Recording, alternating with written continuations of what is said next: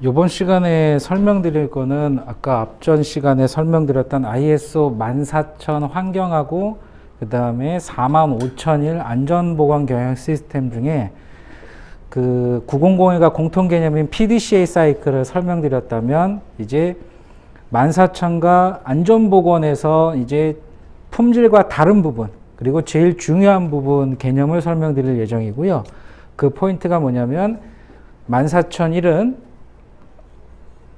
환경 요인을 즉 환경 측면과 요인을 파악하고 그 요인에 따라서 환경에 어떤 영향을 얼만큼 주는지를 평가하는 환경 영향 평가가 중요한 거고요. 안전보건에서는 안전보건 즉 근로자겠죠. 근로자의 위험 요인을 파악해서 그 요인 중에서 얼만큼 사고의 위험도라든가 영향이 큰지 여부를 판단하는 위험성 평가. 자, 구조는 거의 비슷하다고 보시면 돼요. 근데 전전 시간에 설명드렸던 것 중에 14001과 45001은 최소한의 기준, 법규 관리, 즉 환경법과 산업안전보건법에 근거를 두고 그거를 잘 지킬 수 있는지 아닌지 그걸 근거화하는 내용이라고 보시면 되고요. 그럼 환경 요인은 대표적으로 저희가 많이 이제 생각해 보실 수 있는 게 미세먼지, 대기가 되겠죠. 그리고 자, 공사 현장, 소음. 자, 그리고 우리 폐기물, 건설 폐기물 같은 거나 식품 폐기물, 이 분리수거 하시는 거. 그리고 폐기물 외에 토양. 자, 이제 뭐 예를 들어서 그 오염수 같은 경우 그 방사능처럼 토양에 흡수되는 토양. 자, 이것처럼 환경 측면 요인은 여러 가지가 있어요.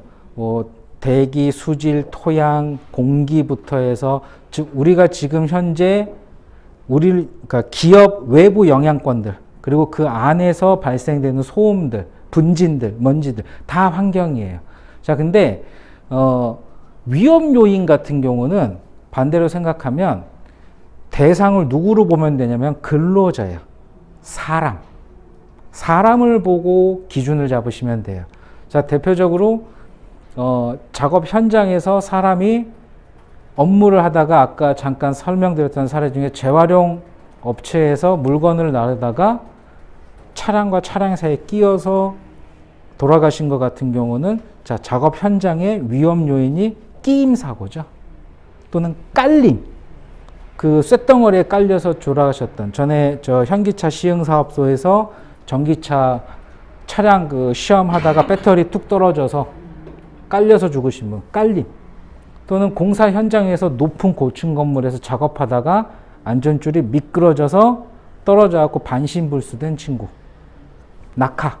자, 이것처럼 위험 요인들은 다양해요. 그 유형들은 산업안전보건관리공단에 모든 유형에 대한 관리 자료부터 해서 위험성 평가 자료가 다 올려져 있어요. 매년. 자, 그 내용이 바로 위험 요인들. 자, 그 환경 요인과 위험 요인을 구분하시는 방법은 자, 주로 14000에서 대부분 나오는 환경은 저희가 환경법 생각하시면 돼요. 인터넷에 환경법규 치시면 쭉 떠요. 그럼 거기에서는 뭐 폐기물, 토양, 수질, 대기, 소음 뭐 이런 식으로 법제처에서 뜨는 거라든가 그게 다 환경법규들이고요. 자, 위험 요인은 저거 검색하면 돼. 딱 하나. 산업안전보건법. 하나밖에 없어요. 자, 산업안전보건법 검색하면 그 안에 유형들이 나오죠. 자, 그럼 사례를 들면 환경 쪽에 예를 들어서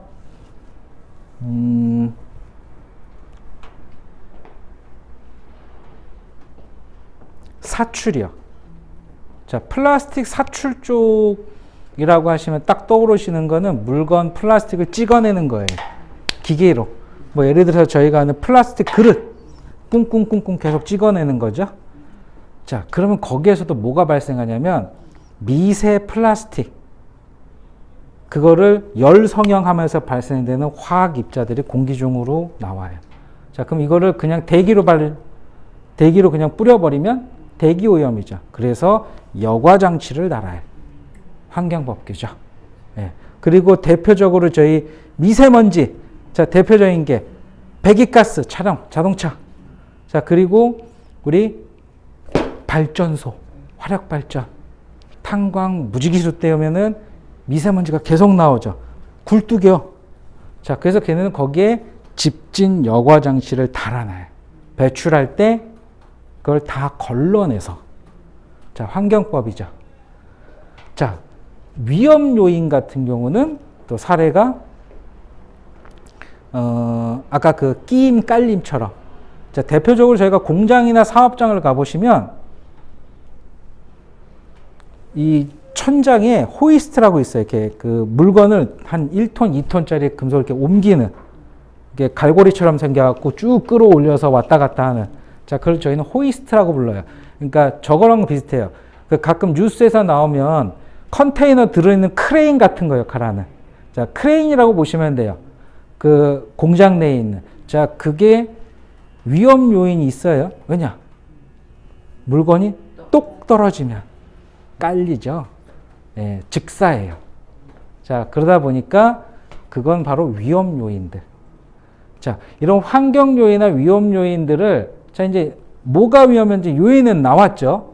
자, 근데 이게 정말 위험한지, 정말 환경적으로 관리해야 되는 건지를 알아봐야겠죠. 자, 그걸 알아보는 수단이 있어야겠죠. 그게 환경영향평가, 위험성 평가예요.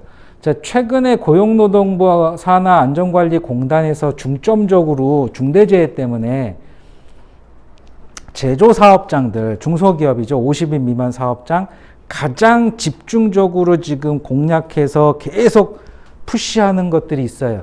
그게 뭐냐면 위험성 평가를 지금 많이 홍보하고 있어요. 가끔 공익광고에 보시면 나와 있어요. 그 누구더라? 김준호가 나왔나? 누가 나왔나? 그 공익광고에 위험성 평가 뭐 하라고 가끔 이렇게 케이블에 떠요. 자, 그게 왜 이걸 홍보하고 있냐면, 아주 단적으로 말씀드리면, 국어책 읽으려면 한글 배워야죠. 똑같은 거예요. 산업안전보건법을 내가 뭔가를 지켜서 중처법을 피해 가려면 일단 한글부터 띄라는 거예요. 그 한글이 바로 위험성 평가예요. 우리 회사가 뭐가 위험한지 알고 그 뭐가 위험한지 알았던 거를 평가를 해서 내가 이거를 관리해야 될지 관리를 하지 말아야 될지를 일단 먼저 알아야 되잖아요. 알아야 산업안전보건법에 맞게끔 관리하고 사고가 터졌을 때 중대재해 처벌로 갔을 때 내가 그거를 대응할 수 있는 근거를 만들어야죠. 그러니까 제일 중요한 게 여기서 시작하는 거예요. 국어책 읽으려면 한글부터 배워야 되는 거예요. 영어책 읽으려면 알파벳부터 외우듯이 이게 중요한 거예요. 지금 현재. 그래서 위험성 평가를 무료로 코칭하겠다고 지금 작년부터 계속 지금 안전관리공단에서 돌아다니면서 공문 보내고 하는 거예요. 가서 교육해 줄게. 무료야. 자, 그게 지금 위험성 평가예요. 자, 환경 요인하고 위험 요인 한 가지 의문점이 가끔 드는 것 중에 하나가 질문을 꼭 하세요. 이제 내용을 보시다 보면. 둘이 비슷해요. 예. 자, 그걸 물어보시는 분이 있어요. 이거 보신 분들이에요. 자,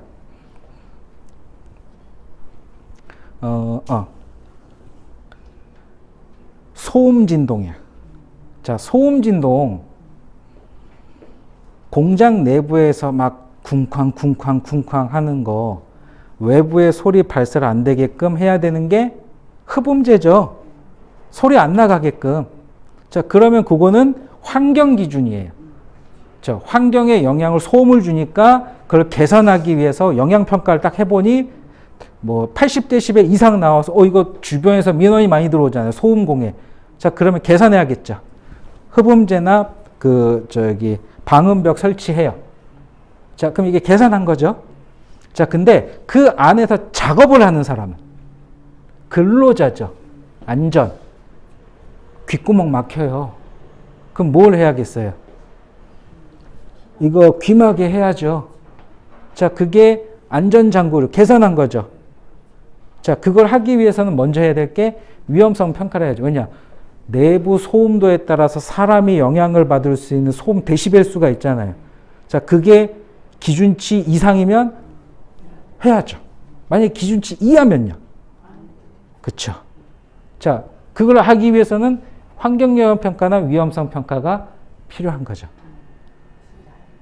그쵸. 자, 근데 이걸 왜 설명드리냐면, 소음 진동을 단적으로 예를 들면, 소음 진동이 발생하는 건 똑같잖아요. 근데 그 대상 주체가 외부 환경을 기준으로 할 거냐. 자, 외부 환경이면 그 주변에 있는 뭐 아파트든 뭐든 소음 심하면 민원 들어올 거잖아요. 자, 그거를 외부 소음이 얼마인지를 측정해야겠죠. 자, 그게 영향평가 하자는 거잖아요. 그게 환경법규 기준으로 일정 데시벨 이상이면 벌금이에요. 자, 그러니까 방음벽 설치해서 외부로 소리가 안 나가게끔 해야겠죠. 자, 이게 보통 우리 지하철 공사 내고 공사할 때 최근 들어서 소음 그렇게 많이 없잖아요. 소음 때문에 그래요. 그래서 설치하는 거예요. 소리 안 나가게끔. 자, 근데 같은 소음 진동이라도 자, 이제 근로자로 생각을 해보면 위험 요인이에요. 귓구멍에 피가 날 정도로 소음이 있으면 안 되잖아요. 자, 그거를 위험성 평가로 다 측정해 보는 거죠. 그럼 개선 방안이 여기는 아까 이것처럼 외부 방음벽이 아니고 환경처럼 여기는 근로자의 위험이니까 귀마개, 개인 장구를 해야죠. 자, 같은 소음 진동인데도 환경으로 접근하는 거에 따라서 위험 요인, 즉 안전보건으로 보는 거에 따라서 개선 방향이 달라져요.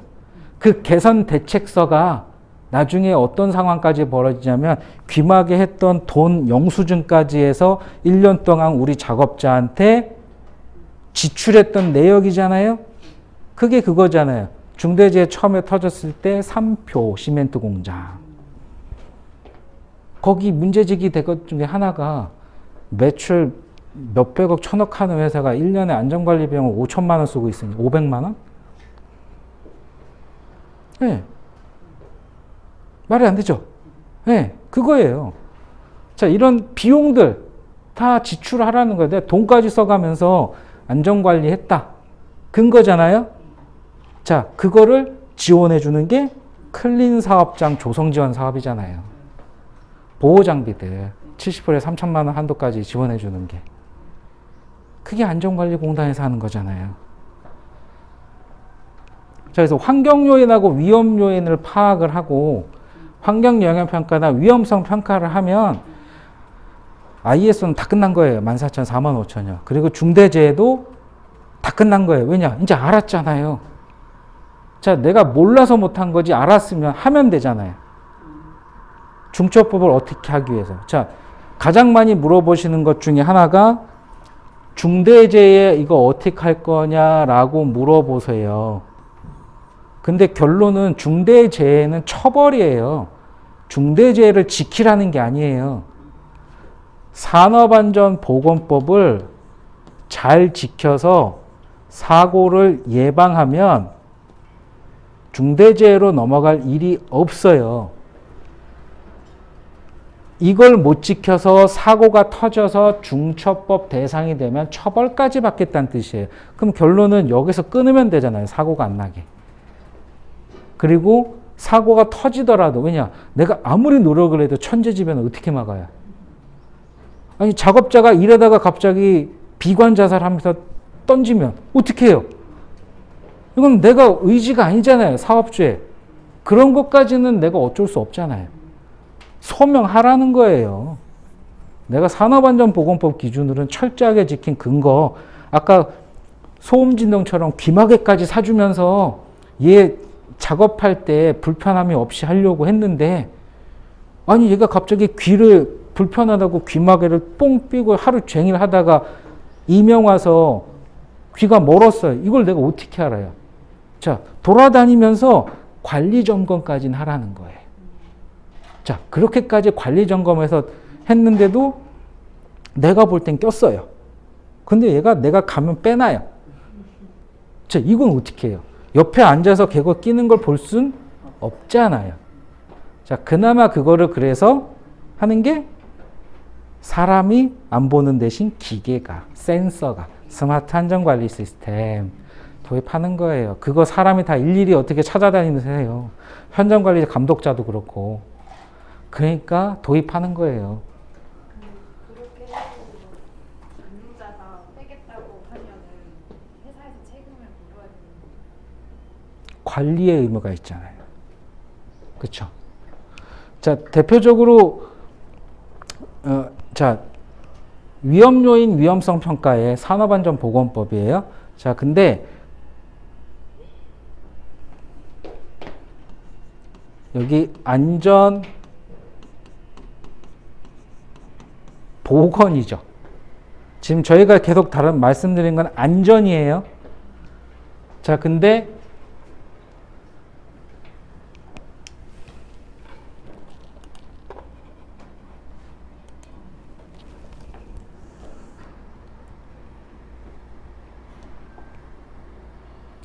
보건도 있겠죠. 네?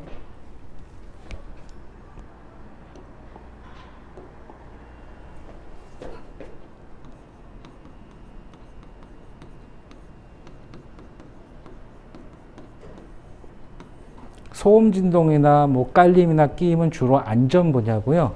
보건은 우리 사무직종. 자, 사무직종은 그래서 대부분 건강검진이요. 건강검진에서 이제 나오죠. 가끔 희귀하게 백혈병, 산재, 화학물질 나오죠. 네, 예전에 삼성전자 그 반도체 라인 공장에서처럼. 자, 대부분은 산업안전보건법은 처음에 이게 우리 중대책 할 때 대부분 건설 현장으로 나왔어요. 건설 현장은 주로 보건 분야보다는 안전이에요. 그러니까 안전사고였고, 자, 제조업으로 가게 되면요. 안전사고도 있지만 보건도 있어요. 취급 물질에 따라서, 도금, 도장, 화학물질, 호흡기. 그렇죠? 자, 그래서 보건 분야도 체크를 해야 되는 거예요. 근데 대부분 일반적으로 보건의 대다수는 사무직종이니까 사무직종은 대부분 근골격계 질환, 허리 아프거나 스트레칭 하거나 그거예요. 건강검진 하잖아요. 그래서 대부분은 저희가 만나시는 고객 기업들은 사업장 기준이에요.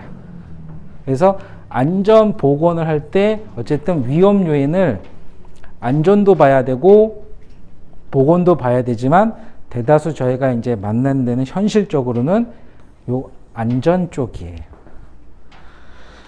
자, 그러면 샘플을 한번 보여드릴게요. 위험성 평가 보고서가 자,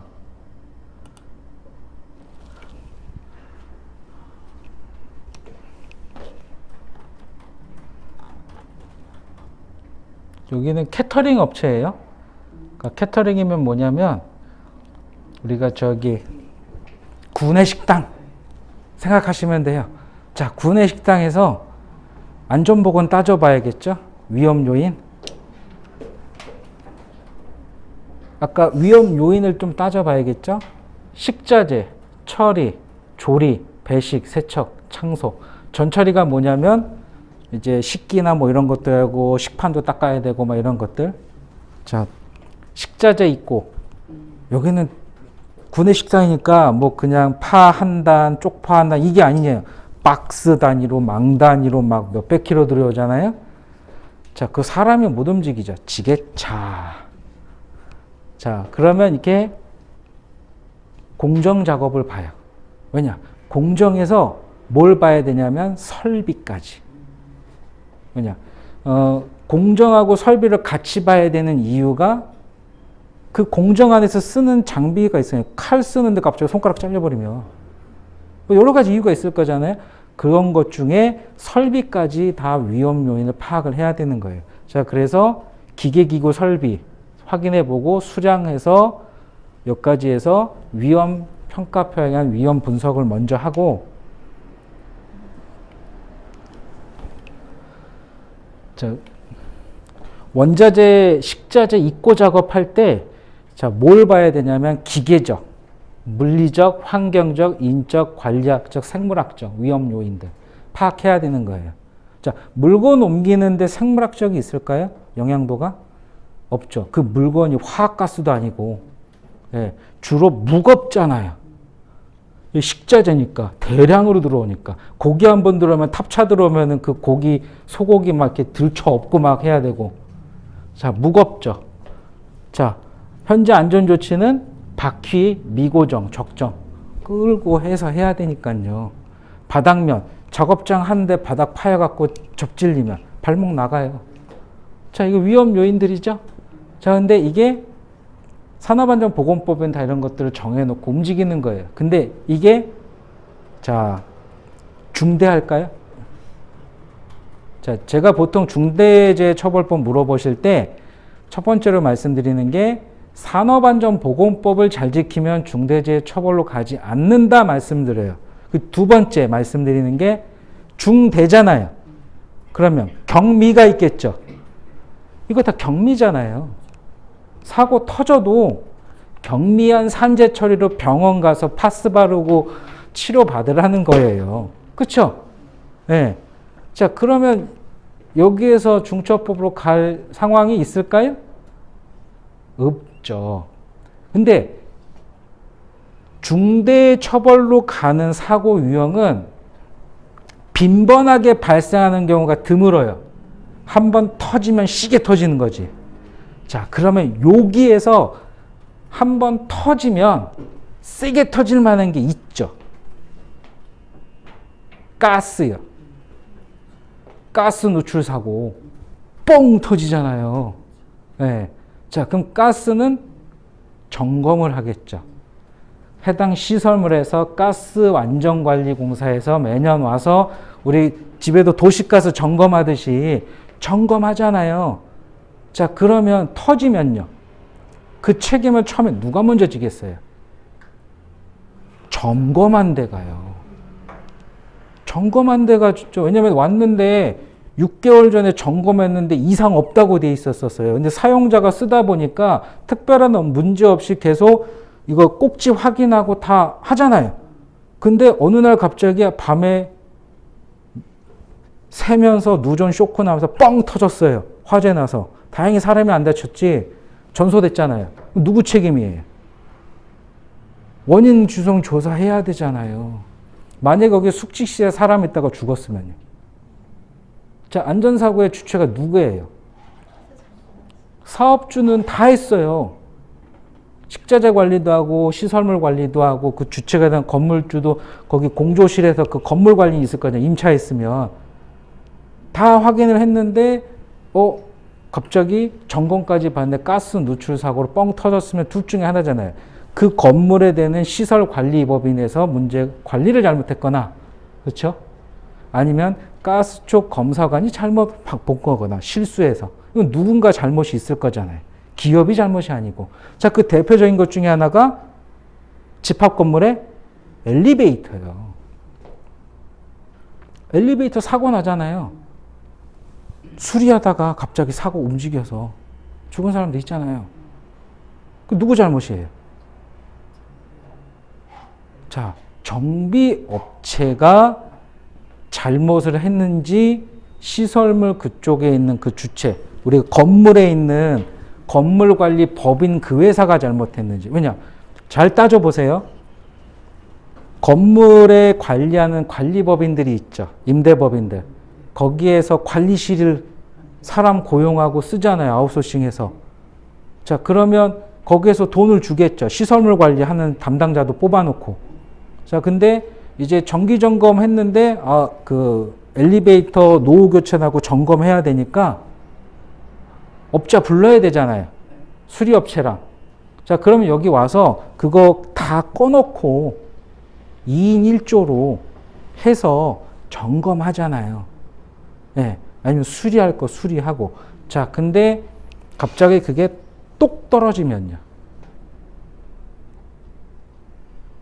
갑자기 작업하고 있는데 똑 떨어져요. 엘리베이터가 끊어져서. 작업자도 뚝 떨어지겠죠. 네. 자, 이거에 대해서 관리 책임자가 누가 되겠어요? 첫 번째, 그 관리법인의 안전관리자가 책임자가 있잖아요. 그 사람 현장 지시감독 하에 업무하고 있어야죠. 왜냐? 자기네 건물이니까, 자기네 시설물이니까 얘네도 거기에 따른 안전 지침이 있을 거잖아요. 그 지침에 맞게끔 업무를 하는 걸 관리 감독을 해야 되고, 두 번째, 작업자는 그 사람이 요구하는 대로 해야 돼요. 자, 그럴 경우에는 예방책이 뭐냐? 안전고리 달아야죠, 자기 거. 엘리베이터가 1층에서 뭐 더 이상 아래 내려갈 게 없다고 하면 떨어져 봐야 그 한 2m 정도예요. 3m. 근데 고층에서 작업하면요. 순식간에 떨어지죠. 그럼 작업자는 뭘 해야 돼요? 작업할 때 안전고리 달아야 돼요. 그렇잖아요. 사고는 어떻게 터질지 모르니까. 그렇게 해야 되는 게 맞는 거죠. 자, 그럼 관리 감독자는 그걸 했는지 지켜봐야 되고, 안전고리가 없으면 그거를 줘야 되고. 맞잖아요. 그게 다 근거가, 사진 찍어 놓으면 내가 관리 감독 했는데 근거예요. 네. 자, 그렇게 해서 만약에 터졌다? 그럼 첫 번째로는 이 시설물 관리자가 책임이 되겠죠? 자, 두 번째로는 그 사업주, 그 엘리베이터를 수리하러 갔던 사람, 제조업체가 되겠죠? 그 사업주는 산재 처리해야죠. 네. 그리고 경중을 따져봐요. 자, 이 사업주는 작업자를 내보낼 때 이 현장 가면 안전관리 철저히 해라 계속 주기적으로 교육시켰는지, 현장에 있는 사람은 그걸 관리 감독했는지 경중을 따지는 거예요. 네가 잘못했네, 내가 잘못했네 아니고 근거를 가지고. 만약에 거기에서도 팽팽하게 벌어지면 벌금을 끝나면서 누구 책임이 되냐? 작업자 과실. 그렇죠? 네. 자, 그래서 위험성 평가 요게 지금 요런 식으로 각 그 공정별로 따져가면서 확인을 하는 거예요. 위험성 평가. 자, 위험성 평가하고 나면 이제 위험한 것들이 나오죠? 그러면 어떻게 개선해야겠다. 아까 제가 소음 진동 설명하면서 귀마개 하듯이, 자, 그거에 대해서 이런 식으로 사진으로 다 증빙을 남기는 거예요. 조치하겠다, 이렇게. 깨졌으면 여기 타일료하고. 자, 요게 위험성 평가표예요. 이런 식으로 정리를 해둔 게. 네. 자, 요거는 이제 옛날 버전이고, 최근에 하나 보여드릴게요.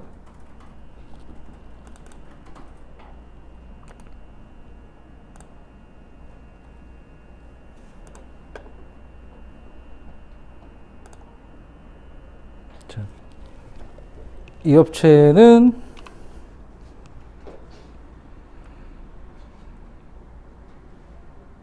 이 목차 보면 안전보건 방침, 위험성 평가에 쭉 나열을 해요. 자, 요 정도까지 쓰는 경우들은 어떤 경우냐면 이제 최근에 요구하는 거. 어디냐면 저희가 얘기하는 대기업, 좀 규모 있는 상장기업 거래할 때요. 자, 전에는 ISO 45001 뭐 안전보건 인증서 달라고 했어요.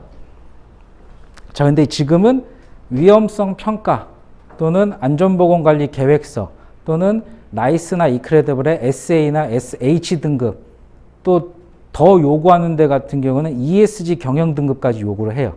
5등급 이상. 그러니까 5단계죠. 자, 그러면 그 중에 45,000 인증서랑 추가로 뭐까지 요구하냐? 위험성 평가서 줘보세요. 자, 위험성 평가서가 들어가 있는 안전보건관리 계획서랑 실행계획서 다 줘보세요. 왜? 이게 다 평가 항목이에요. 자, 그러면 안전보건관리계획서가 어떻게 구조가 이루어지냐면 기업체, 사업자의 현황, 안전보건 방침, 위험성 평가를 어떻게 하겠다라는 내용, 그리고 위험성 평가 보고서를 작성해요.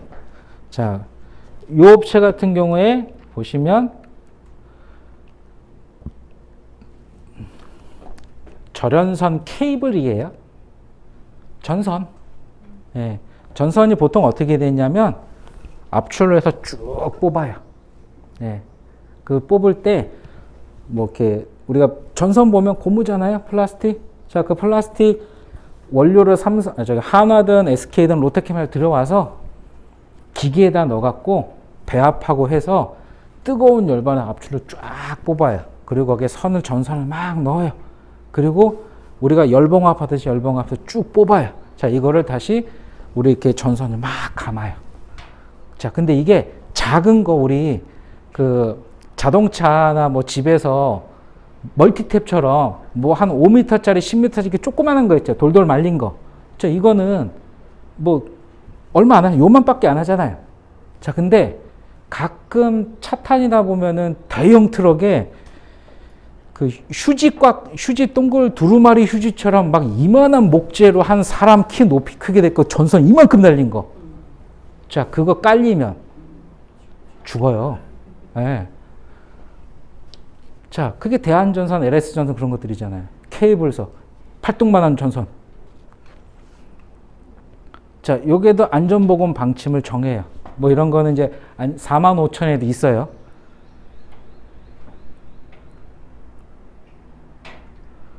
자, 안전관리 책임자 결정해요. 하는 업무들을 다 나열해요. 그리고 위험성 평가는 1년에 한 번 할지 두 번 할지 정기적으로 할지 평가는 정하는 거예요. 자, 그 이유가 뭐냐면 건설업은 위험성 평가랑 안전관리 시공관리 계획서를 계속 써요. 왜냐? 건설 현장이 계속 바뀌어요. 현장이. 자, 근데 제조업은요. 지금 여기 사진에 나왔던 이 기업이 여기 있다가 갑자기 뽕 뛰어서 여기로 가고 이렇게 가나요? 아니에요. 한번 사업장 결정되면 거의 대부분 이 한 자리에서 계속 회사가 있어요. 증설하거나 증축하지 않고 2공장, 3공장 하지 않는 이상은. 자, 그래서 대부분 제조업은 위험성 평가 시기는 기업이 1년에 한 번 정하고 어떤 추가 증설이나 뭐가 있을 때 비정기적으로 하는 거예요. 예. 자, 그래서 보통 이게 시기를 정해요. 자, 그러면 이제 아까 처음에 위험 요인 알아봐야겠죠? 위험 요인 알아봐요. 자, 이 업체 같은 경우는 기계 같은 경우에는 끼임, 전선료 막 자동으로 이만큼 감기는데 사람 갑자기 딸려 들어가면 이렇게 빨려 들어가요. 충돌, 이거 이만큼 쌓여 있죠? 잘못 헛디디면 다쳐요. 자, 전기, 감전. 전기가 제대로 이게 고압선이니까 되는지 아닌지 220V인 게 아니고 500V, 1000V 갖다 때려 넣어요. 자, 거기에서 사람 잘못해서 이거 뭐지? 감전. 자, 이게 지금 요인들이 나오죠? 예. 자, 위험 요인들 나왔으면 그거에 대해서 위험성 평가라는 걸 해요. 자, 근데 위험성 평가는 방식이 나중에 그 산업안전관리공단 그 공단에 보시면 중대재해 관련된 산업안전 자료들이 그 홈페이지 들어가시면 다 나와 있어요. 거기에서 주로 방법을 평가를 할 때 곱셈법, 덧셈법 식으로 방법들이 있어요. 자, 그게 보통 뭐냐면 사고가 많이 나면 빈도수가 높은 거예요. 횟수가 많으면. 자, 그리고 사고가 한번 터지면 피해도, 심각도. 자, 보통 요건 뭐냐면 사람이 죽거나 아니면 살짝 철과사항 다치거나 발목 삐거나. 자, 그 표를 보통 만들어요. 그러면 곱셈을 하면, 자, 빈번하게 사고가 일어나고 사고 날 때마다 사람이 족족 죽어요. 자, 이거면 이제 최악이죠. 자, 그게 바로 위험군이 최상이에요. 제일 위험한데. 자, 근데 사고는 1년에 한 번 날까 말까예요. 근데 한 번 터져도 반창고 붙이면 끝나요. 위험도가 제일 낮은 거예요. 자, 그러면 위험도가 높은 최상과 중간 요까지는 저희는 위험하다 판단하는 거예요. 그 이하는 위험하지 않은 거예요. 자, 그게 대부분 거기 어디에 해당이 되냐면 제조 공장 중에서도 영업부, 관리부, 행정직, 똑같잖아요. 안전사고가 없잖아요. 그냥 보건, 건강검진 받으면 끝나잖아요. 자, 근데 사고가 나면서 한번 터지면 심각한 건 어디냐면 현장이에요. 제조, 생산, 품질 현장. 아까 그 물리적 끼임 현상도 관리 직원, 격리 직원이, 여직원이 현장 가서 전선 감을 일은 없잖아요. 네.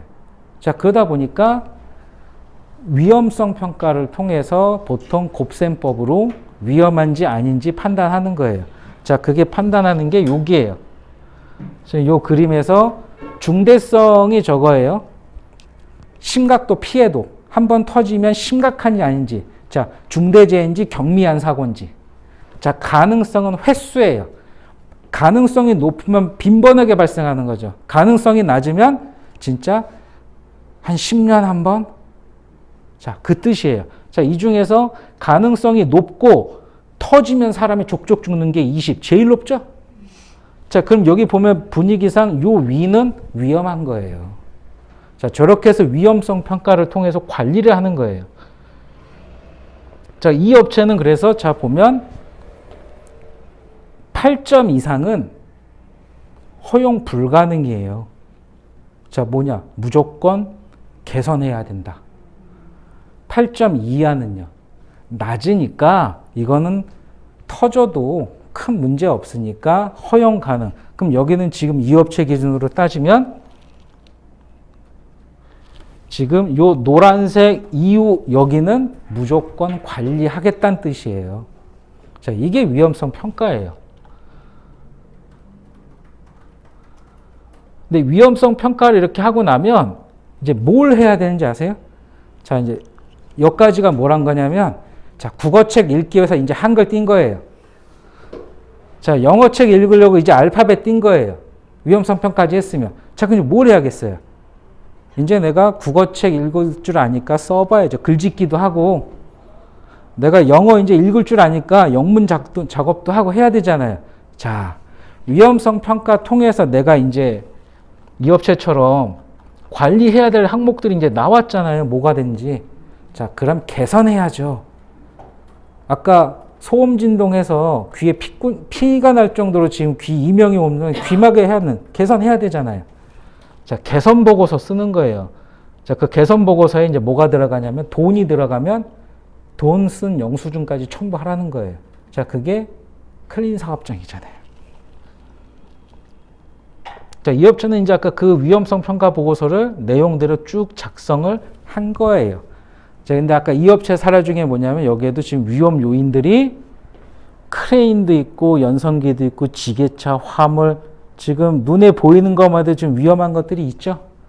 다 관리 대상인 거예요. 어디서 터질지 모르니까. 그래서 제조 파트 중에서 기계적, 전기적, 화학적, 생물학적, 작업 특성, 환경 요인들을 판단하는 거예요. 요인들이 뭐가 있는지. 자, 그래서 위험성 평가 같은 경우가 잘만 하시면 업체 하나만 제대로 하시면 그 유사 업종은 다 할 수 있어요. 네. 근데 위험성 평가를 자, 이거를 지금 현재는 산업안전관리공단에서 반자동식으로 할 수 있는 건 다 배포를 하고 있어요. 무료로. 그러니까 이게 어떻게 하는지만 아시면 그 양식 가지고 거기에 입력하면 산출이 이런 정도는 돼요. 자, 그러면 그거를 회사에서 다운받아 갖고 무료로 쓰시면 되는데, 자, 아까 말씀드렸죠? 교육을 받으세요. 단지 그 교육에 집중도 없이 자고 오시는 경우들이 많아서 그런 거예요. 이거 거기서 들어봤는데 안전보건관리계획서 또는 저기 위험성 평가서. 자, 근데 그게 또 왜 전달이 안 되냐면요. 중소기업의 총괄 책임자가 주로 대표나 이사들이에요. 그렇죠? 이분들이 실무 뛰시는 분이 아니에요. 관리하시는 분이에요. 자, 근데 외부 협력업체에서 뭔가 안전관리 그 서류 요청하는 건 그 밑에 있는 직원들한테 요청이 와요. 자, 그럼 직원이 그걸 들어봤을까요? 아니요. 대표이사나 이사님이 안전관리 교육 듣고 나서 직원들한테 전달을 안 하세요. 전달을 안 해요. 그냥 갔다가 그냥 놀다 오시니까. 예, 자, 그러니까 이제 단절이 돼 있죠. 그럼 외부에서 거래처에서 위험성 평가나 안전관리 계획서 같은 거 ISO 45001 자, 제출하세요 라고 했을 때 이제 담당자는 이게 대체 뭐지? 찾아봐야 되는 거예요. 예, 그런 경우가 굉장히 많아요. 그래서 제가 아까 컨설팅 하실 때 진단 분석이 제일 중요한데 자, 업체에서 물어보면 반드시 뭘 물어보셔야 되냐? 이거 왜 필요하세요? 이유를 물어보시라는 거예요. 되게 단순하잖아요. 자, 요게 위험성 평가서예요. 자, 이게 지금 페이지 수로만 따지면 100페이지 넘어요. 근데 왜 그러냐면 이 업체는 여기에 관련된 자료를 다 때려 놓은 거예요. 근데 그 이유가 왜냐면 이 업체는 아까 여기 자료에 보면은 인원이 100명 좀 넘어요. 자, 근데 현재 500인 이상 사업장은 의무적으로 안전보건 관리 계획서를 주총 이사회에 의결하게 돼 있어요. 그룹사는. 근데 지금 아마 그 300인가 더 내려가 있을 거예요.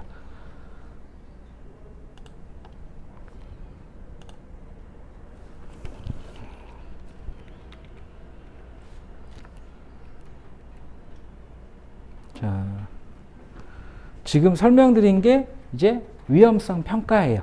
자, 안전보건 관리 계획서도 보여드렸고요. 자, 요거 보여드리는 이유는 딱 하나예요.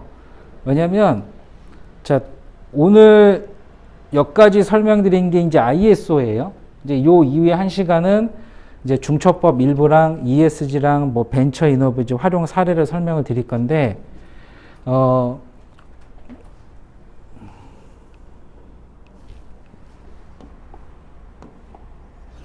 이제 최근 24년 요 2분기를만 놓고 보면 현재 ISO 14001 그리고 ISO 45001 자, 이게 환경 안전이에요. 자, 지금 최근 들어서 예전부터 협력업체 등록할 때는 1차적으로 봤던 건 무조건 품질이었어요. 품질만 좋으면 돼요. 가격 싸고.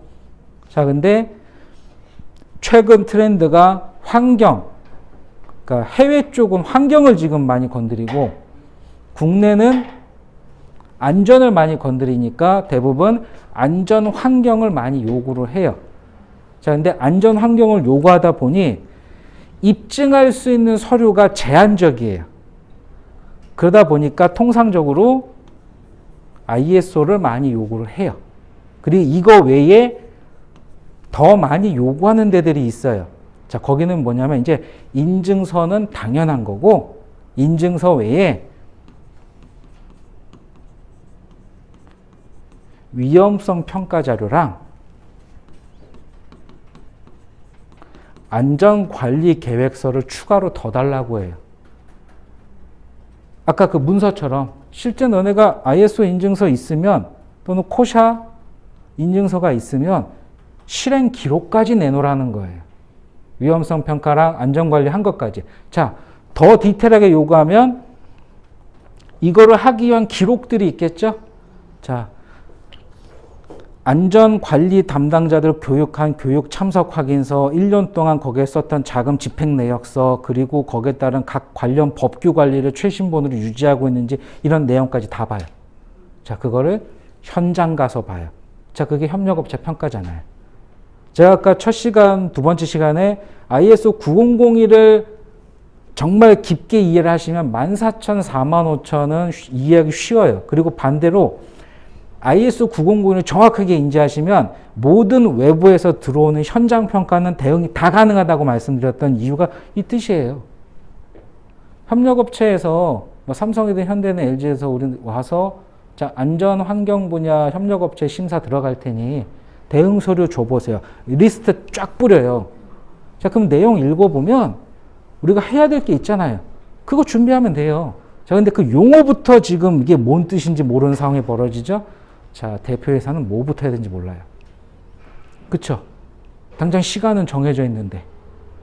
자, 점수는 만점이 아니더라도 70점은 맞아야 최소 조건은 맞춰야 되니까. 자, 1점이라도 모자라면 거래 정지예요. 최악의 상황은. 등록이 안 되잖아요. 아니면 이름 빌려야 되는 상황이 되고. 자, 그게 그래서 14,000하고 45,000이 딱 지금 시기예요. 이게 이제 왜 그러냐면 통상 지금 시점이 신용평가서를 요구해요. 자, 그리고 신용평가기관의 안전등급도 요구를 해요. 또는 작년부터 SK, KT 일부 30대 기업 중에는 ESG 경영등급까지 요구를 해요. 자, 그러면 ESG 경영등급이나 안전등급이나 거기 점수표가 보통 통상 1부터 7까지 돼 있어요. 등급 체계가. 근데 통상적으로 거래 등급이 몇이냐면 5등급 이상부터예요. 근데 통상 그냥 평가를 하면요 7에서 6등급 나와요. 자, 이제 한 등급 올려야 되죠. 뭐라도 있어야겠죠. 당장 시간은 없고. 자, 뭘 넣으면 될까요? 이거요. 이게 실적이잖아요. 평가 정량지표 항목에 이게 들어가 있어요. 그러니까 하나를 받으면 등급이 한 등급 올라가요. 자, 그래서 받는 거예요. 자, 그래서 지금 현재 그 결산이 끝난 시점에서 자금 대출 영업을 하고 뭘 하시면서 확인하셔야 될 건 거래 관계. 이 업체의 거래처가 어디냐. 제품을 보면 또 알 수도 있고요. 물어봐도 돼요. 크레탑 내용에 판매처가 있을 거잖아요. 자, 판매처 내용을 보고 판단하는 거예요. 그 제품이 원청이 대충 어딘지. 자, 그럼 요구사항이 보여요. 왜냐? 최근 작년부터 대기업들의 벤더사들 쪽은 자, 이런 걸 하나씩 요구하고 있어요. 예. 그러니까 그거를 미리 알고 있으면 판단을 할 수가 있죠. 자, 그래서 요까지가 위험성 평가랑 환경 영향 평가를 간략하게 설명을 드린 거고요.